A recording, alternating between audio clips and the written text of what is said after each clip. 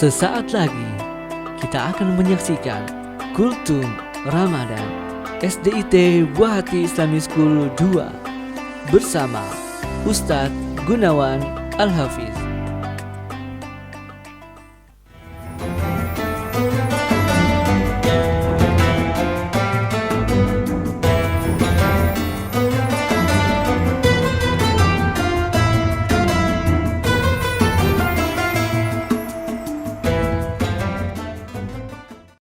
Bismillahirrahmanirrahim. Assalamualaikum warahmatullahi wabarakatuh. Alhamdulillahirabbil alamin, wassalatu wassalam ala sayyidil mustafa sayyidina Muhammad sallallahu alaihi wasallam wa ala alihi wa ashabihi wa man tabi'ahum bi ihsanin ila yaumiddin. Amma ba'd.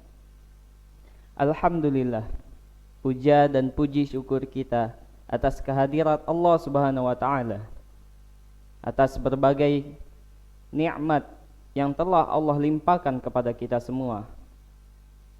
Dan bahkan sampai detik ini Allah masih terus memberi kita kenikmatan-kenikmatan yang tiada hentinya. Salawat bertangkaikan salam tidak lupa kita haturkan kepada junjungan kita, suri tauladan kita, Nabi serta manusia yang paling mulia, yakni Nabi Muhammad sallallahu alaihi wasallam. Semoga di akhirat kelak kita akan mendapatkan syafaat dari Nabi Muhammad sallallahu alaihi wasallam. Teman-teman semua, adik-adik dan kakak-kakak kelas 1 sampai kelas 6 serta ayah bunda dan juga saudara-saudaraku sekalian, adalah sebuah kebahagiaan yang teramat besar bagi kita bisa dipertemukan kembali dengan bulan suci Ramadan. Kita bisa berpuasa di bulan ini serta kita dapat kesempatan untuk mengasah kesabaran kita. Allah Subhanahu wa taala berfirman, A'udzu billahi minasyaitonir rajim. Bismillahirrahmanirrahim. Ya ayyuhalladzina amanu ista'inu bis-sabri was-salah. Innallaha ma'as sabirin. Yang artinya, wahai orang-orang yang beriman, insyaallah kita semua dalam keadaan yang beriman. Wahai orang-orang yang beriman, mohonlah pertolongan kepada Allah Subhanahu wa taala dengan sabar dan salat. Sesungguhnya Allah beserta orang-orang yang sabar. Dalam ayat tersebut disebutkan bahwa Allah Subhanahu wa taala bersama dengan orang-orang yang sabar. Apa yang lebih indah, apa yang lebih manis dari dibersamai oleh Allah Subhanahu wa taala ketika kita terus bersabar? Dalam firman Allah yang lain, wallahu yuhibbus sabirin, dan Allah mencintai orang-orang yang bersabar.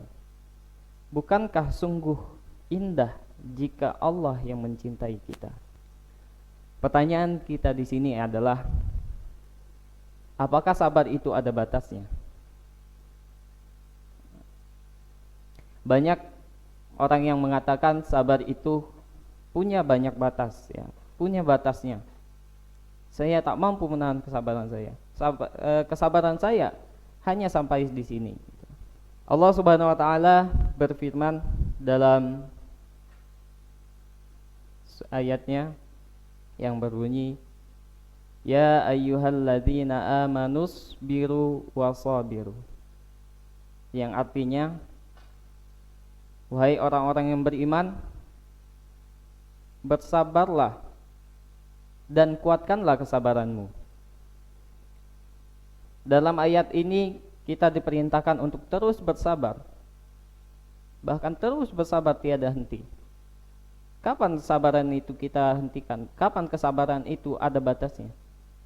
Hanya satu batas dari sebuah kesabaran, yaitu ketika ruh kita berpisah dengan jasad kita. Disitulah batas akhir dari sebuah kesabaran.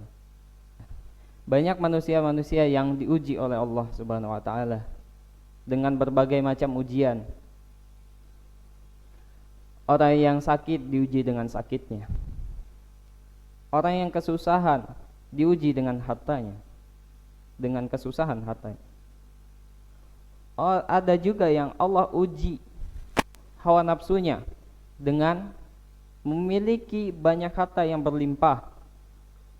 Bagaimana ia mengendalikan hawa nafsunya, menundukkan hawa nafsunya agar tidak mengikuti hawa nafsunya yang ingin kenikmatan duniawi. Ali bin Abi Thalib radhiyallahu anhu pernah berkata, sabar bagi keimanan laksana kepala dari bagian tubuh.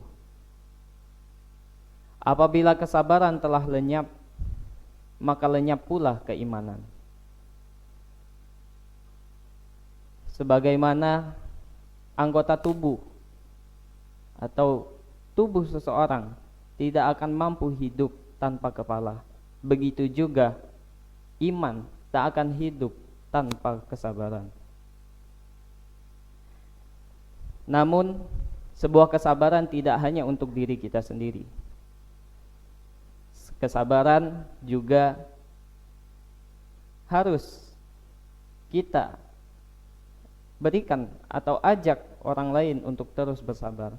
Sebagaimana dalam firman Allah Subhanahu wa taala dalam surat Al-Asr. A'udzu billahi minasyaitonir rajim. Bismillahirrahmanirrahim. Wal 'asr. Innal insana lafi khusr illal ladzina amanu wa 'amilus solihati wa tawasaw bil haqqi wa tawasaw bis sabr. Demi masa, sungguh orang-orang berada dalam kerugian. Manusia berada dalam kerugian, kecuali orang yang beriman kepada Allah, yang mengerjakan kebajikan serta saling menasehati dalam kebaikan dan saling menasehati dalam kesabaran. Yang kita garis bawahi di sini ialah saling menasehati dalam kesabaran. Berarti kesabaran itu tidak hanya untuk diri kita sendiri, tapi kita mengajak orang lain, menasihati orang lain untuk terus bersabar, entah dalam ujian yang Allah berikan kepada orang lain, cobaan-cobaan yang Allah berikan kepada orang lain, ataupun kenikmatan yang Allah berikan kepada orang lain untuk kita nasihati agar bersabar, tidak membelanjakan, tidak membeli hal-hal yang tidak diperlukan, atau hanya mengikuti hawa nafsunya. Poin terpenting dari saling menasehati dalam kesabaran ini ialah kita tidak akan merugi. Sekian dari saya. Mohon maaf bila ada kata yang salah, kesalahan atau kekurangan, kekeliruan datang dari diri ini pribadi. Kebenaran hanya milik Allah. Akhirul kalam. Wassalamualaikum warahmatullahi wabarakatuh.